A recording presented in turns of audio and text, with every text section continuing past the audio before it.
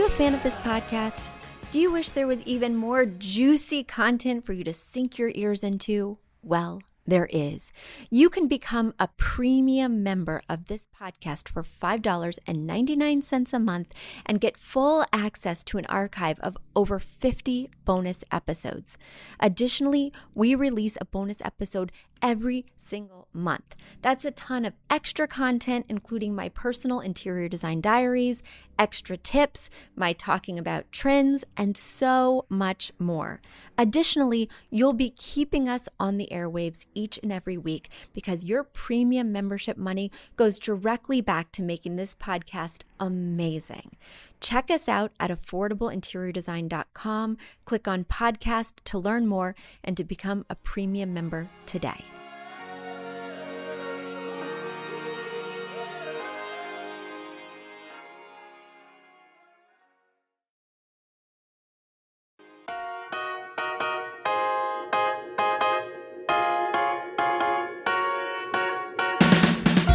You don't need a high-end designer or a lot of money to get a luxe look. Be your own interior designer. This is Affordable Interior Design, the podcast. Here's your host, Betsy Helmuth.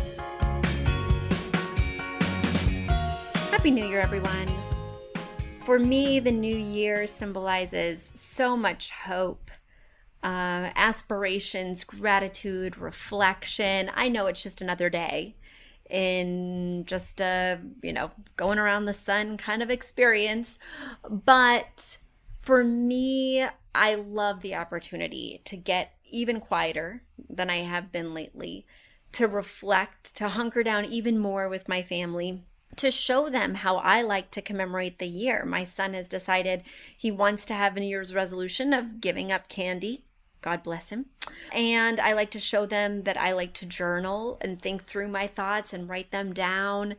And then we journal together. And while they're reluctant at first because it feels like yet another homework assignment, then they get really into it. And they're like, just 5 more minutes, Mommy. Reset the timer. We want to keep going.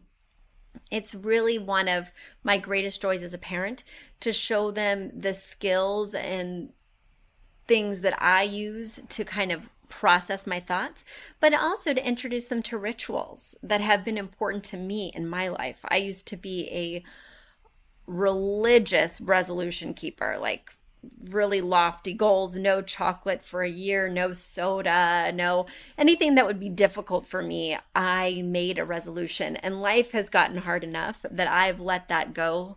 I think around about the time I had kids, I was like, life is already difficult enough. I don't think I need New Year's resolutions to challenge myself, to test my fortitude. I think that's been tested enough. And I'll move on to other types of reflections for New Year's. But it's fun to see the next generation and what they're going to embrace and what rituals they'll find solace in. So hopefully you're getting a chance to reflect with you and yours. And now let's open the mailbag. Some things change in the new year and some things don't. And I'm so grateful that one thing that has not changed is that you guys keep sending me these amazing letters. So without further ado, here we go. My first email comes from Renee, and Renee writes, Betsy, thank you for continuing to provide such quality information to us regular people. Now, come on, Renee. That's the funny thing, right? Is that you guys know so much about me, and I know nothing about you, but one thing I do know is that you guys are not just regular people. So many of my listeners, when I finally get a chance to talk to them, whether they become Academy members and are my students, so I'm coaching them all the time, or whether they just write in regularly so I get to glimpse a little bit more deeply into their lives, I know that you guys are not just regular people. Well, what is a regular person anyway? But I just am endlessly fascinated by all those small details that make you you. And Renee, I have noticed that you write in a lot. So I feel like I know you, even though we've never officially met. Let's continue. You write, our hall bathroom is an improvement opportunity for sure. The floor tile is a mint color and the wall tile is kind of a creamy metallic speckle. My husband says he may have time to do something about the wallpaper soon. I need to have a wall color ready. I think almost anything would be an improvement, but I want to get it right. We'll paint the walls, add towel bars, get rid of that basket weave shelf above the toilet. We may paint the vanity cupboard, and we may even move the mirror. We haven't counted our pennies yet, but new light fixtures may also be in the works. The hallway is a light gray. We won't be replacing tile anytime soon because of our budget, and we don't want workmen in our house during the pandemic. What would you do to get the tile colors to play nicely together? Thanks, Renee. So yes, Renee, you described it well, but you do have sort of this Tetris style, these different rectangular and square shapes as the flooring in the bathroom that has like, it's mint meets green apple. I would say it's slightly more vibrant than mint in these pictures, mixed with like a taupe. And yes, it has white speckles all over it. And then we have these white 3x3 wall tiles that at first blush appear to be just white, but when you look closer, they have kind of golden flecks. So it is a bathroom that has a whole lot of look. And I'm excited to hear that you're going to remove that cabinet above the toilet because it just looks visually cluttery and doesn't even look like it could hold that much, considering it just has one tiny cabinet and two rather shallow shelves. You have a mirror, a frameless mirror above the vanity, which has those sort of Hollywood style vanity lights that have the 3 bulbs on each side on a silver mirrored strip. I do think that's a very dated look, and I do feel like that illumination can be really harsh. Even looking at these pictures for more than like 5 seconds is making my eyeballs hurt. I did get the LASIK, so I am more sensitive to light, but this is really extreme. It's quite bright in here. So I think that would be a great investment, is to swap out this mirror and do the light fixtures. Your wallpaper is very interesting. It basically has like this ivy sort of pattern, but over top of this organic ivy vine are these burgundy inch thick stripes that almost make it look like it's kind of a jail cell looking out onto a forest or something. I'm really excited to hear that you'll be removing this questionable wallpaper, because right now this bathroom has a whole lot of look going on. Because there's a lot of warm tones in this bathroom between the gold speckles, the taupe tiles, and then the green, which can classify as a warm color depending on the shade, depending on how much yellow is there. I think going fully gray would be a misstep. Now, if this is a bathroom where you do your makeup, where you get ready for work, where you want to see yourself as you truly look, not just like a powder room where you're only just washing your hands and keeping it moving, then you'll want something that's not a color, not Roy G. Biv. Instead, you'll want it to be a neutral tone. So that way the color of the walls doesn't reflect a pallor on your skin that's not really going to be seen out in the real world. I'm going to suggest that you go a little bit gray beige, because of course we want it to feel cohesive with the hallway. It certainly does not need to match the hallway color, but we don't want it to look like it's coming from a totally different house. So I think going too creamy or too off-white might ruin that cohesion. Instead, let's go for the grayish that has hints of warmth. I'm looking at something like natural wicker, and all these are Benjamin Moore colors because that's the only color palette I use, just because it's most widely found internationally, and contractors prefer Benjamin Moore. So there you go. I also like Dove Wing. So Dove Wing is OC18, natural wicker is OC1. And then another one that really bridges the gap between gray and like warmer tones is classic gray. And the name sounds gray, but it's actually not. When you put it up on the walls, it definitely has that kind of creamier undertone. You could also look at Fog Mist OC31. Now you will notice that all of these that I've mentioned are quite light in tone. And it's because I want this wall paint to recede into the background. I want you to get a larger vanity mirror. I want you to get a more interesting light. In time, I definitely want you to paint that vanity cabinet. The white just does not look as fresh as it could, and it does look a little bit dated. I would recommend taking that dark taupe from the tiles and painting that the tone of the vanity cabinet.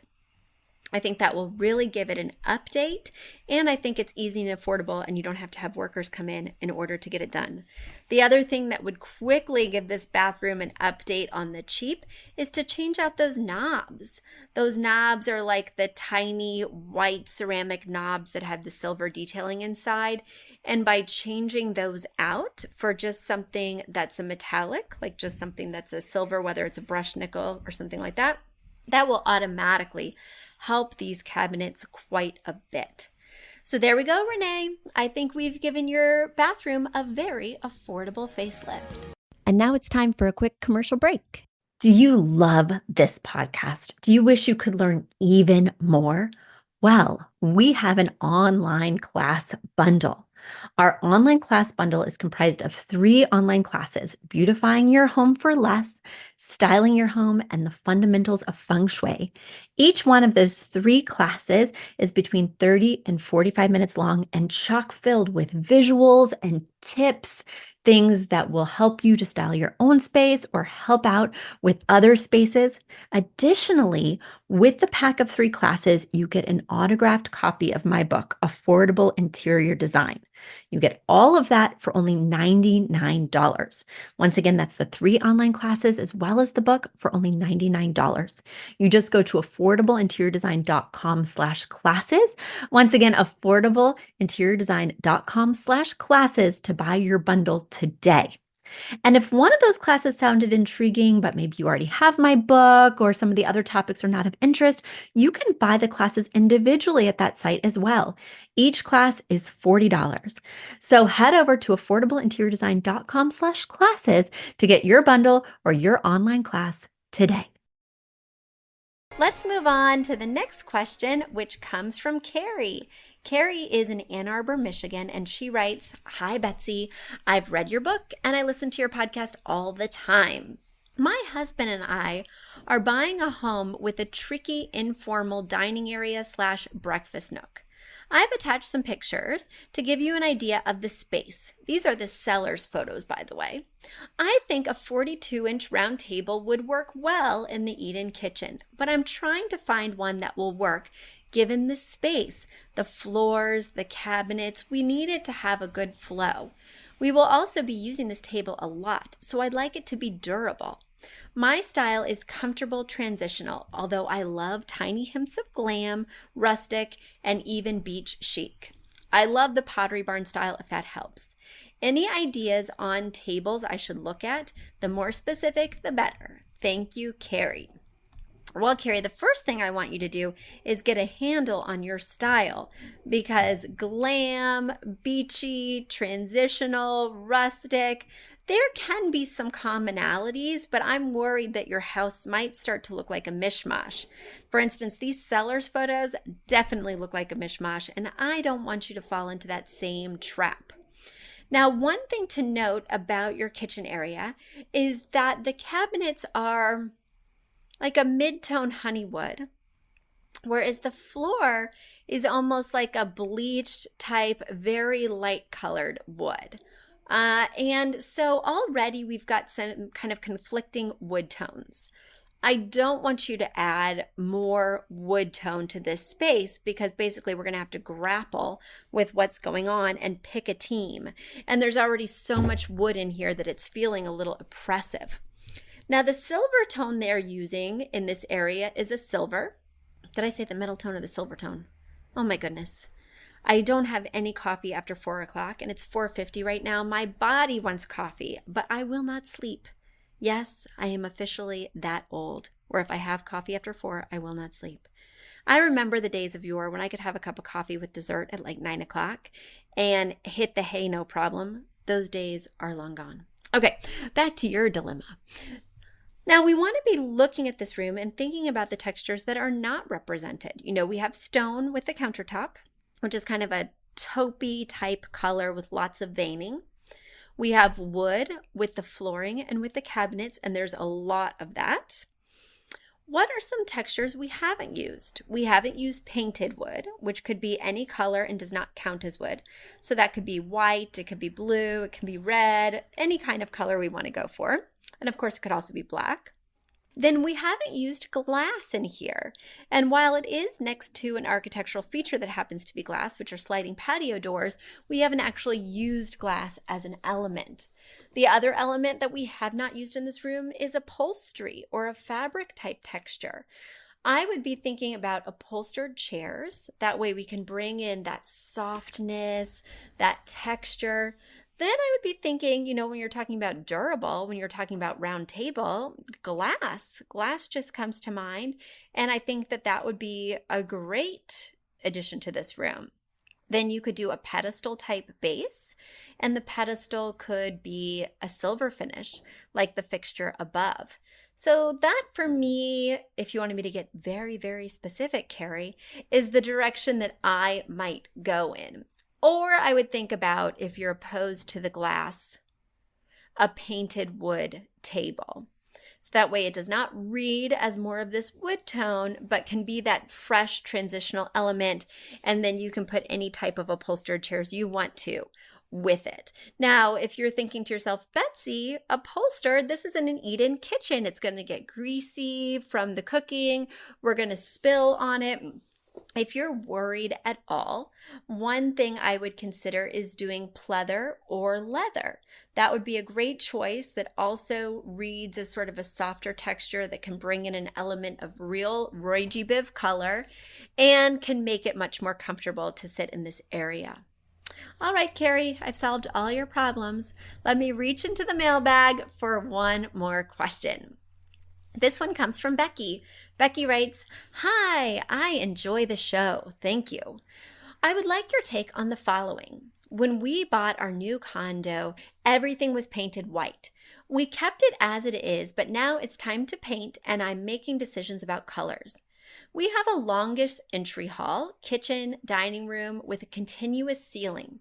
One of the ceiling pics almost looks like there's a soffit between the kitchen and the dining, but there's not. The kitchen ceiling is gloss and the rest is in a matte finish.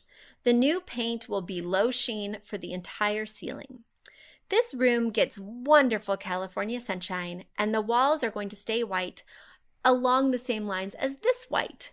I just saw Sherwin-Williams white sale and I'm going to look into it. But I'm tempted to paint the ceiling something else. Am I nuts? Pale blue? Palest blush? Or something else, something subtle but perceivable?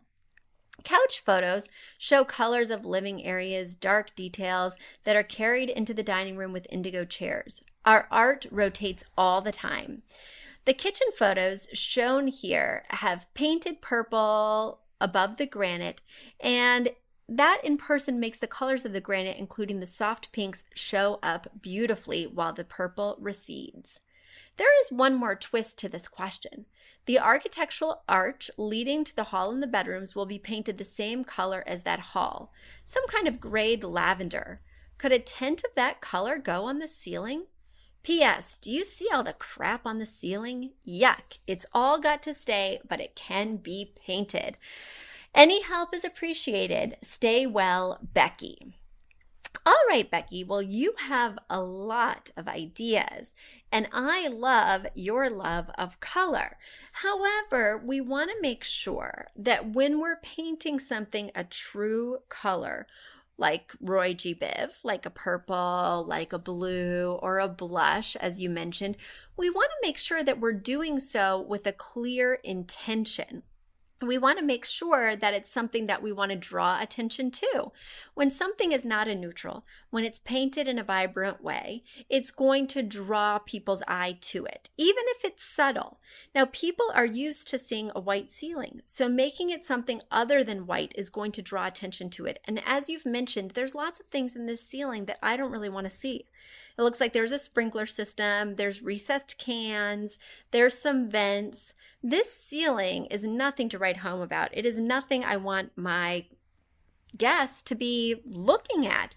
My ceiling at home is nothing to draw attention to either. It's basic, it's plain, there's no beams, there's no beautiful moldings, there's no reason to be looking up there. So in my mind, we want to do this in a matte white paint. I like to go a step whiter than the trim. That way, if you do have any sort of crown molding or picture molding, it will really look different than the whiter ceiling. So I usually use Benjamin Moore's Super White, Ceiling White. I don't even use a very expensive line of their paint. I just use their Ben Moore, which is their cheapest, least quality line, because nobody's up there touching it. Nobody's up there, with sticky fingerprints or with boot scuffs. So really, you don't need to splurge on that paint. And then I would never, ever, ever do any sort of sheen unless it's something that you want to draw attention to. If we're thinking about the Sistine Chapel, right? And there are certainly spaces that have really interesting cove ceilings that have tons of detail, and they have done something more unusual with the paint color, but it's to specifically draw someone's eye up. It's to capture their attention and to draw the attention to the ceiling. So if that's not something we're trying to do here, if there's nothing to look at, keep it simple, matte finish, white paint. Because you already love color, because you already have a ton of art that you regularly switch out, your room does not need an additional layer of whimsy. You've got enough going on that this room will be interesting without a colorful ceiling. In fact, we want to make sure you don't have too much going on. So as you're looking at each room critically, make sure that you have the inspiration piece and make sure that the colors for the artwork, the chairs, the fabrics, the textiles are all derived from that inspiration piece so that this doesn't start to look too whimsical. So it does look like there is a reason behind the rhyme. Don't write me if you don't want to know my real thoughts, Becky, because I don't mince words. I didn't mince words in 2020, and I'm sure not going to start now in 2021. Guys, it has been such a pleasure talking to you. I'm going to leave you with one final thought. If your New Year's resolution was to start making some dreams come true, if your New Year's resolution was to start living your own life more fully and step into what you've always wanted to do, I want you to do a little soul searching and ask yourself, have I always wanted to be an interior designer? My program, The Academy, has been a huge hit and a wonderful bright spot for me in 2020. And I would love for you, if you feel called to become an interior designer, to check out that program. Go to affordableinteriordesign.com/academy and you will find a quiz there that will direct you in your search to become an interior designer. The Academy is not a fit for everyone who wants to go into this field, but for those who do have the aspirations that align with what we teach in the Academy, there is no better program, and I can say that with confidence. Many programs teach you just how to be an interior designer, but they don't teach you how to actually run your business, how to monetize your services, and we have modules specifically dedicated to those principles, but also we have coaching sessions with me where we can really dig in to what you want to know and where you want to go and get deeper with those goals and aspirations. I want you to attain them in 2021. If we're not leading the life of our dreams right now, when are we going to start? I'll leave you with that message as we dive into a brave new year. See you next week, guys. Bye. You've asked for it, and we have answered the call. For years, you've been saying, Betsy, you're talking about all these great design concepts, but we can't visualize them. You're describing the picture that the listener sent in of their problem, and we wish we could see that picture too. After all, a picture is worth 1,000 words, and I do my best to describe them, but there's nothing like seeing it for yourself. And that's why Affordable Interior Design, the podcast, now has a YouTube channel. Not only do we have a YouTube channel where you could see recordings and clips of these podcast episodes, we also have an Instagram, a Facebook, and so many other exciting things. You should check it out. Head over to affordableinteriordesign.com/links. Once again, affordableinteriordesign.com/LINKS links. And when you go there, you will see links to our YouTube page, our Instagram page, our Facebook page, and more. Please check it out, follow and subscribe so you can see everything I'm talking about.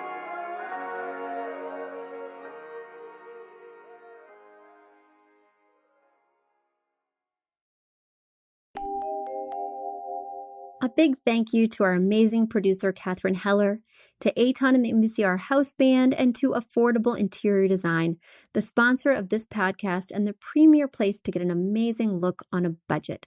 Check out affordableinteriordesign.com. If you guys love the show, the very best way to support us is by spreading the word. Tell your friends or write us an awesome review on iTunes. So until next week, guys, thanks so much for joining us, and I'll talk to you soon. Bye.